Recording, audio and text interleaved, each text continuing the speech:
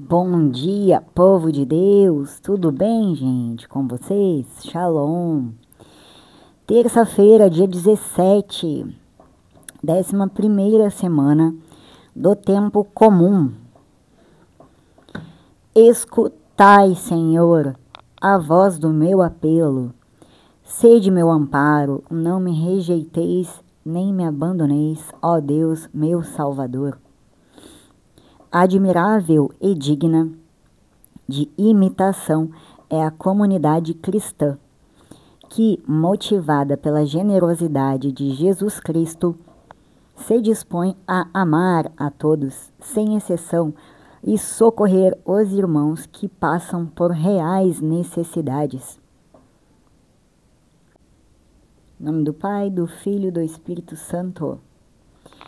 Meu bom Jesus, ó meu Deus, nos dê força, Senhor, em vós que esperam pelo Senhor. Seja favorável aos nossos apelos, às nossas orações, Senhor, e como nada podemos fazer, em nossa fraqueza, dai-nos sempre o socorro da vossa graça, para que possamos querer agir conforme a vossa vontade, seguindo os vossos mandamentos. Nossa Senhora de Pentecostes, rogai por nós. Arcanjo Miguel, intercedei e nos defendei no bom combate contra as ciladas do inimigo. Santos e anjos do Senhor, nos socorram as nossas súplicas. Intercedam junto ao nosso Senhor Jesus Cristo, para que Ele interceda junto ao Pai maior e que a Santíssima Trindade possa trabalhar para a nossa igreja, para nós, irmãos e irmãs. Amém? Em nome do Pai, do Filho e do Espírito Santo. Diretamente para a leitura, 2 Coríntios, capítulo 8. Você vai pegar a sua Bíblia no capítulo 8 de Coríntios, do versículo 1 ao 9. Leitura da segunda carta de São Paulo aos Coríntios. Irmãos, queremos levar ao vosso conhecimento a graça de Deus que foi concedida às igrejas da Macedônia. Com efeito, em meio a grandes tribulações que as provaram, a sua extraordinária alegria e extrema pobreza transbordaram em tesouros de liberalidade. Eu sou testemunha de que esses irmãos, segundo os seus recursos, e mesmo além dos seus recursos, por sua própria iniciativa, e com muita insistência, nos pediram a graça de participar da coleta em favor dos santos de Jerusalém. E, indo além de todas nossas expectativas, colocaram-se logo à disposição do Senhor, e também a nossa, pela vontade de Deus. Por isso, solicitamos a Tito que, assim como a iniciou, ele leve a bom termo entre vós essa obra de generosidade. E como tendes tudo em abundância, fé, eloquência, ciência, zelo para tudo e a caridade, que vos demos o exemplo, assim também procurais ser abundantes nesta obra de generosidade. Não é uma ordem que estou dando, mas é para testar a sinceridade da vossa caridade, que eu lembro a boa vontade de outros. Na verdade, conheceis a generosidade de nosso Senhor Jesus Cristo. De rico que era, tornou-se pobre por causa de vós, para que vós tornei ricos por sua pobreza. Palavra do Senhor. Vamos então diretamente para a explicação bíblica. Você vai pegar lá então a sua Bíblia, seu aplicativo, que você tiver na sua mão, meu irmão, meu amigo, minha irmã e minha amiga. 2 Coríntios, capítulo 8, do versículo 1 ao 9. Então, no capítulo 8, no versículo 1, as igrejas da Macedônia eram as congregações em Filipos, Tessalônica e Bereia. Você vai ver isto em Atos dos Apóstolos, capítulo 16 ao 17. No versículo do 2 ao 3, Estas igrejas surgiram em meio à aflição. Além disso, elas tinham recursos financeiros limitados. Mesmo assim, estes fatores não impediram que eles dessem uma oferta voluntária e caridosa. Versículo 4.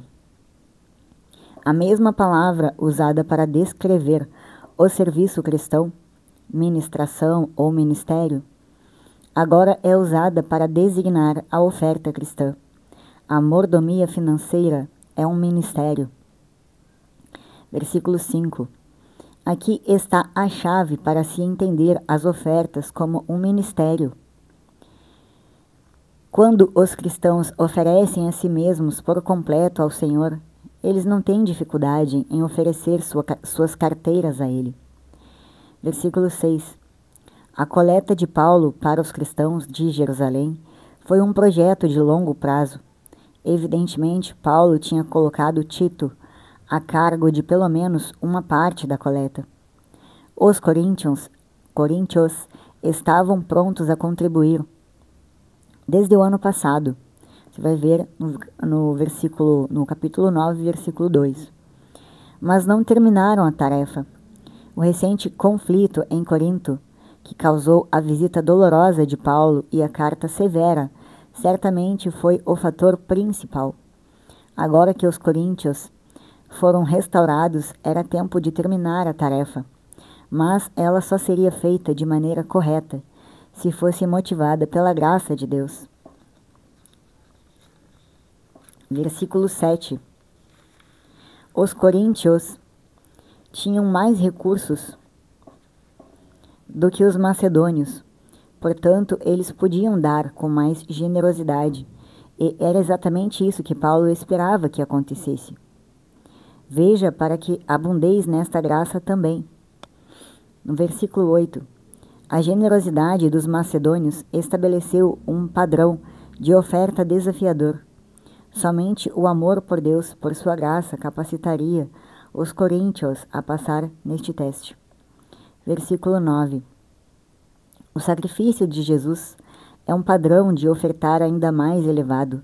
Cristo voluntariamente trocou toda a riqueza de sua divindade pela pobreza da encarnação.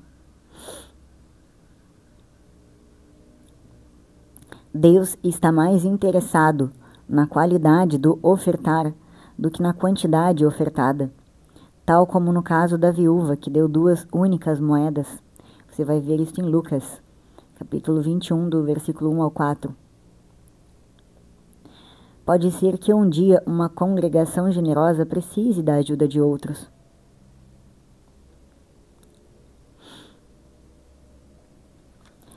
Depois, eu vou ver se não tem na próxima leitura, senão eu vou ler essa continuação dos versículos, porque é importante. No caso, amanhã é do 6 ao 11, capítulo 9. Então, dá para ler, tá? Essas outras leituras dos outros versículos que fazem esta continuação. A citação de Êxodo, no capítulo 16, versículo 18, vem da primeira vez em que os israelitas recolheram o maná diário. Paulo traçou uma analogia. O que muito colheu era um israelita forte, como os coríntios ricos, ao passo que o pouco colheu era um israelita fraco, doente ou idoso, como os santos empobrecidos de Jerusalém. Assim como houve uma distribuição igualitária do maná entre os israelitas, também deveria haver uma divisão justa dos recursos entre os cristãos. Tito se dispôs voluntariamente a voltar aos coríntios para supervisionar a coleta. Partiu para vós é uma referência ao papel de Tito como portador da carta de 2 Coríntios. Não foi dito o nome do irmão, e nós enviamos com ele, mas vários intérpretes entendem que tenha sido Lucas. As congregações, versículo 19, devem se envolver nas decisões da liderança. A lista de todos os mensageiros das igrejas que iriam acompanhar Paulo com esta graça. Atos inclui Lucas neste grupo através da palavra nós. Desde o início do cristianismo, a preocupação cuidadosa com a integridade no lidar com o dinheiro foi importante. A vista dos homens denota pública prestação de contas. Tal como o irmão, no versículo 18, também não foi dito o nome deste irmão, mas ele foi louvado. Sobre o companheiro e colaborador, ver nota 2, no caso, para mais informações acerca das credenciais de Tito. Os mensageiros das igrejas eram literalmente apóstolos. Apenas aqueles que foram selecionados pelas igrejas poderiam cumprir esta função de maneira adequada. Assim como o Evangelho manifesta o esplendor de Cristo, assim também as vidas transformadas pelo Evangelho. Esta seção explica que Paulo queria poupar os coríntios do constrangimento da promessa deles não se cumprir e de outros ficarem sabendo. Vamos para a terceira parte do nosso estudo, que é para você gravar na mente. Então, no capítulo de Coríntios, capítulo 2, capítulo 2, 2 Coríntios, capítulo 8, do 1 ao 9. A passagem aborda a generosidade das igrejas da Macedônia e a importância do exemplo de Cristo em doar. Paulo elogia a igreja macedônica por sua oferta espontânea aos santos necessitados de Jerusalém, apesar de sua própria pobreza e tribulação. Ele destaca que essa generosidade é um dom da graça de Deus e um exemplo a ser seguido. O ponto central é que Cristo, sendo rico, fez-se pobre para nos enriquecer. E essa atitude de sacrifício deve inspirar a nossa própria generosidade. A generosidade dos macedônios. Paulo relata que as igrejas da Macedônia, mesmo em meio à extrema pobreza, demonstram uma abundância de alegria e uma profunda pobreza que resultou em grande riqueza da sua generosidade. Eles se ofereceram espontaneamente para contribuir com a coleta para os santos em Jerusalém. O exemplo de Cristo. O exemplo de Cristo foi usado por Paulo como motivação suprema para a generosidade cristã. Ele lembra que Cristo, mesmo sendo rico, se fez pobre, para que por meio da sua pobreza pudéssemos nos tornar ricos. Essa atitude de sacrifício e amor deve ser um modelo para os crentes. O dom da graça. Paulo enfatiza que a generosidade dos macedônios é um dom da graça de Deus. Eles foram capacitados a doar por meio da ação do Espírito Santo. E essa graça deve ser imitada por outros crentes. A importância da igualdade. Paulo também aborda a importância da igualdade na comunidade cristã, destacando que aqueles que têm mais devem ajudar aqueles que têm menos. A coleta para os santos em Jerusalém era um exemplo de como os crentes devem se preocupar com as necessidades uns dos outros e buscar a unidade. A atitude correta. O apóstolo incentiva os coríntios a não apenas oferecerem ajuda, mas a fazê-lo com alegria e boa vontade, refletindo a atitude de Cristo. A oferta não deve ser vista como uma obrigação, mas como uma oportunidade de demonstrar amor e gratidão a Deus e aos irmãos. Em resumo, Coríntios, do capítulo 8, do versículo 1 ao 9, ensina que a generosidade é um dom da graça de Deus, que deve ser praticada com alegria e boa vontade, inspirada pelo exemplo de Cristo, e que promove a unidade e a igualdade na comunidade cristã. Paulo disse: vocês mostram que em tudo são mais ricos do que outros, na fé, na palavra, no conhecimento, na vontade de ajudar os outros e no nosso amor por vocês. E nesse novo serviço de amor queremos também que façam mais do que os outros. Minha gente, então aqui ficou mais claro ainda, né? Quanto maior, né? Quanto mais, sempre você vai ter mais obrigações, né? Você sempre vai ter mais naquilo que ajudar, como ajudar. Também ficou bem claro que esta oferta, Deus não quer ofertas feitas por obrigação. Deus quer o amor, bondade, gratidão. Então, se a sua oferta seja pouca, né, ou seja muita, para Deus o que vale é a bondade que está no seu coração. É como Ele sempre mede, né, nos mede pela bondade do nosso coração, né, por um coração limpo, fiel, humilde, honesto. E Ele fala de cada igreja. E no caso desta igreja, vemos que eles eram tudo e mais ricos, né? Conhecimento, na vontade de ajudar.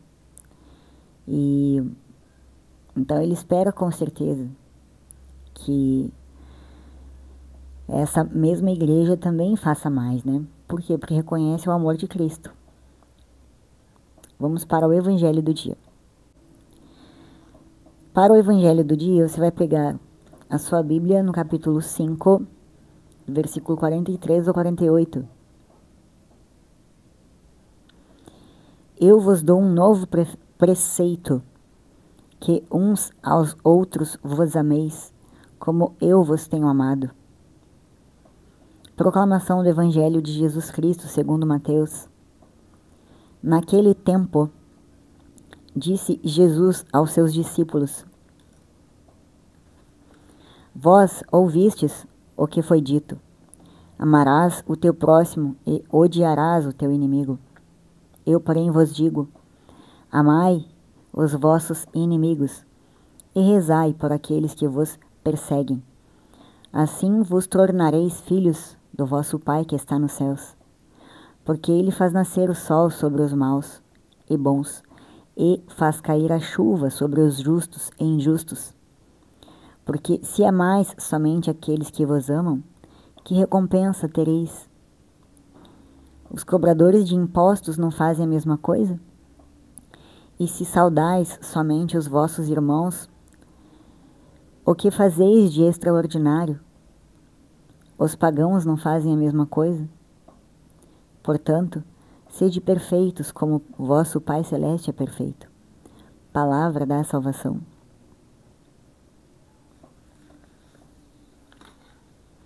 Vamos para a explicação bíblica. Vai pegar Mateus, capítulo 5.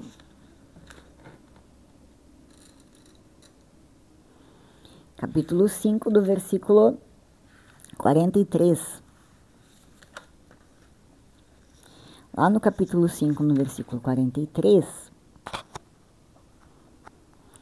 as palavras amarás o teu próximo aparecem em Levítico, capítulo 19, versículo 18.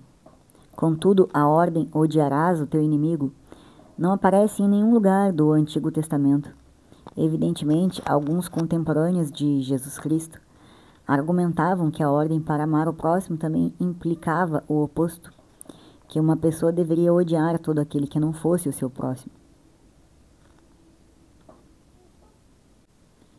Amar os inimigos e orar pelos perseguidores não faz de alguém um filho de Deus. Só o novo nascimento faz isso. Contudo, o tipo de amor perdoador que Jesus menciona revela sua semelhança familiar com o Pai Celestial, e assim serve como sinal da sua verdadeira identidade. Deus abençoa aos maus e bons com sol e chuva. Do versículo 46 ao 47. Os publicanos eram desprezados porque muitas vezes coletavam mais do que o imposto legal e prestavam serviço a Roma às custas de seus oprimidos contemporâneos judeus. Jesus ensinou que o comportamento egoísta e a dedicação de amor somente, se amardes os que vos amam, assemelha-se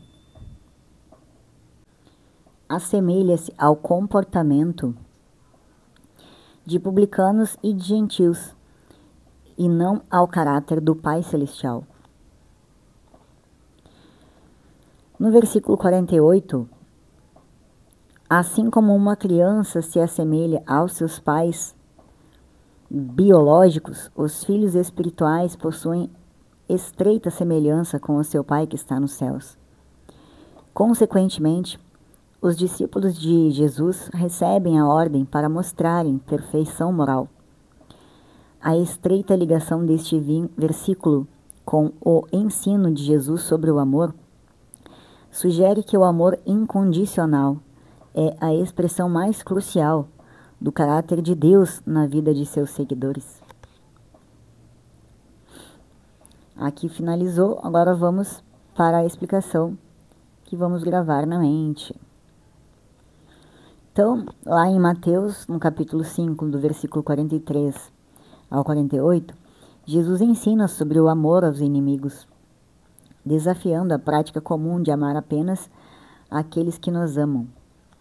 Ele instrui a amar e orar por aqueles que nos perseguem, mostrando que a verdadeira perfeição, como a do Pai Celestial, reside no amor incondicional e na prática do bem, mesmo para aqueles que nos fazem mal. O que Jesus ensina? Amar os inimigos. Jesus inverte a antiga lei do olho por olho e dente por dente e exige que seus seguidores amem seus inimigos. Ele não pede, ele exige. Orar pelos perseguidores. Além de amar, Jesus pede que seus seguidores orem por aqueles que os perseguem, mostrando um amor ativo e prático. Ser perfeito como o Pai. Jesus liga essa prática de amor aos inimigos à perfeição do Pai Celestial, que faz o sol raiar sobre bons e maus e chover sobre justos e injustos. Não se limitar ao amor ao próximo. O ensinamento vai além do amor ao próximo, exigindo que se estenda o amor aos inimigos, demonstrando uma graça e misericórdia divinas. Vencer o mal com o bem. O amor aos inimigos é uma forma de vencer o mal com o bem, buscando o bem concreto daqueles que nos odeiam. Algumas implicações para os católicos. O discernimento. Entender que amar não significa concordar com o mal, mas buscar o bem e a salvação da pessoa, mesmo que seja preciso tomar medidas para proteger a si ou aos outros. Este discernimento, você tem que perdoar todo o mal, sim, mas às vezes é necessário você se afastar para que você não seja colocado em risco e nem outras pessoas. O perdão, o amor aos inimigos implica em perdoar as ofensas recebidas, buscando a reconciliação e a paz. Então, toda ofensa recebida, você vai buscar a reconciliação.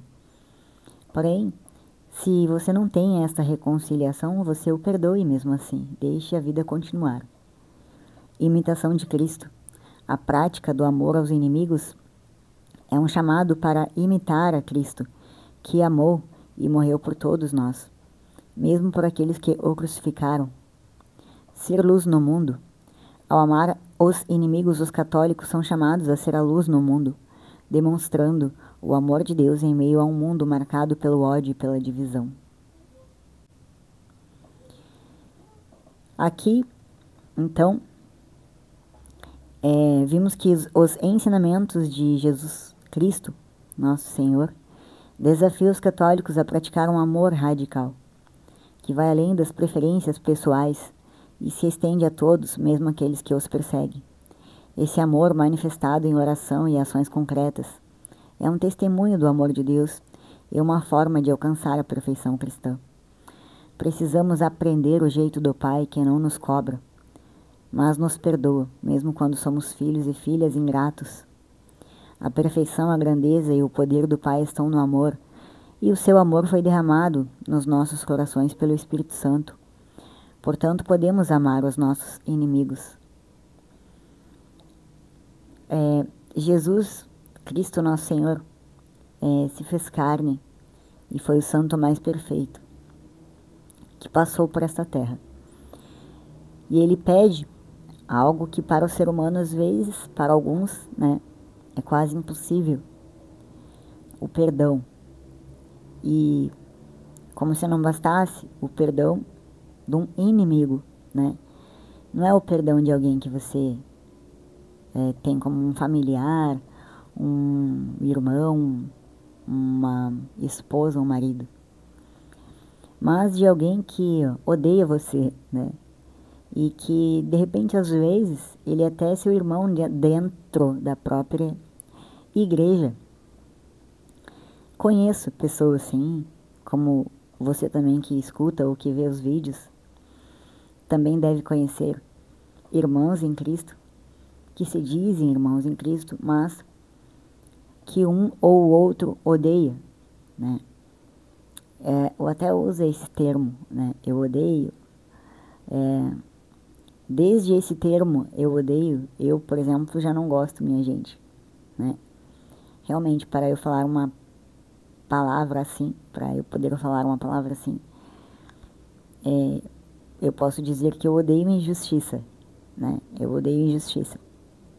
Realmente, eu abomino injustiça. Principalmente quando uma pessoa não está presente para se defender. Quando vejo situações, né, onde está acontecendo uma falação, um falatório, fofocas, né? Quando isso acontece, você não faça parte disso, vira suas costas, vai embora. Mas aqui o que Jesus nos pede é muito maior, né? Porque ele já não pede mais que você seja, ou que você faça as coisas que você deseja, mas o que ele ensinou, o sacrifício que ele fez por aqueles que o odiavam, é uma demonstração do seu amor, que está para além, muito mais além, do que a nossa visão limitada de humanidade. Jesus Cristo já amava com amor do reino espiritual. E é isso que ele espera de você. Por quê? Porque ele quer que você vá para o reino espiritual. Ele quer a sua salvação. E ele ama você. Por isso ele pede isso. Para que você tente se reconciliar.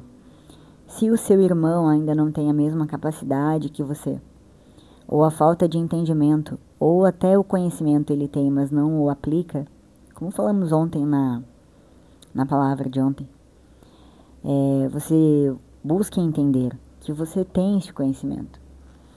E não deixe que o sentimento humano, a raiva, o rancor, né, que acontece, que isso não tem como não acontecer. Você vai se incomodar, você vai sentir algum tipo de sentimento. Mas quando você lembra dos ensinos de nosso Senhor Jesus Cristo, você vai procurar se reconciliar. E se não houver esta reconciliação, de você vai sim sair o perdão, você vai perdoar e você vai entender. E você vai deixar aquele irmão ir e orar por ele, para que o Espírito Santo possa também tocar o coração dele em algum momento. Hoje esta é a leitura e a reflexão, vou falar a reflexão da própria liturgia, que achei bem interessante. É na atitude da partilha que se manifesta o dom de Deus. Quando nós partilhamos, quando nós nos colocamos a serviço, né, no partilhar das obrigações, das divisões, do trabalho, né, das ofertas, de tudo que você faz para Deus, todo o amor que você sente por Deus. Nessa atitude, é esse dom de Deus que vai aparecer em você. O dom do Espírito Santo, que é tocado, que toca no seu coração, e você é tocado por ele. Na vida do cristão, o ódio não tem vez. Seja lá, não gostou da cara, não gostou do rosto, não gostou do jeito, o teu jeito, o jeito do outro. Se o seu jeito incomoda outros, o problema não é seu. Se o jeito de outras pessoas lhe incomodam, você precisa realmente fazer uma profunda análise, né, sobre sua conduta moral, se o jeito de outras pessoas te incomoda, você precisa realmente refletir se você está caminhando, né, na trilha que nosso Senhor Jesus Cristo deixou. Se você se incomoda com qualquer coisa que seja relativo a seus irmãos, ou alguém, se você é cristão, você precisa avaliar novamente a sua vida, todos os dias, fazer um exame de consciência, de forma como uma pergunta simples. Hoje eu agradei nosso Senhor Jesus Cristo ou desagradei? Sendo assim, você vai ter a resposta imediata. E comece a trabalhar em você. Naquele mesmo momento, se arrependa. Naquela mesma hora, e já comece a modificar. Comece orando, para que este sentimento não habite em você, para que o Espírito Santo te ajude. E a partir disto, comece essa reconciliação e o perdão. Lembre-se que é um processo, que não é de uma hora para outra. Deus é bom para com todos e Jesus pede a seus discípulos que sejam assim também. O caminho cristão é pavimentado de generosidade para com todos. Somos convidados a aprender com a lógica de Jesus e dos mártires. Todos os mártires sempre pediram, né, para que os seus algozes fossem perdoados porque não sabiam o que faziam. Isso não deixa de ser uma verdade, né? Porque humanamente, ou limitados como somos, muito apegados ainda, né? Como vimos com os fariseus, os escribas, né? Com o primeiro mártir, Estevão, quando foi apedrejado, pedindo, né, para que seus algozes não fossem condenados. Então, isso é um amor sacrificial, é o amor de Jesus Cristo, e é o que Ele espera de nós.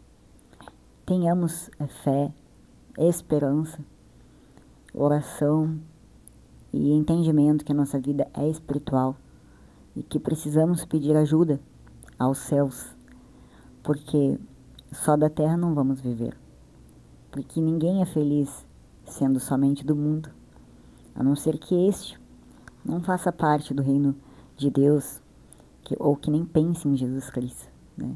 Ou que deseje participar do reino de Deus. Amém? Em nome do Pai, do Filho e do Espírito Santo. Shalom Aleichem. A paz seja convosco.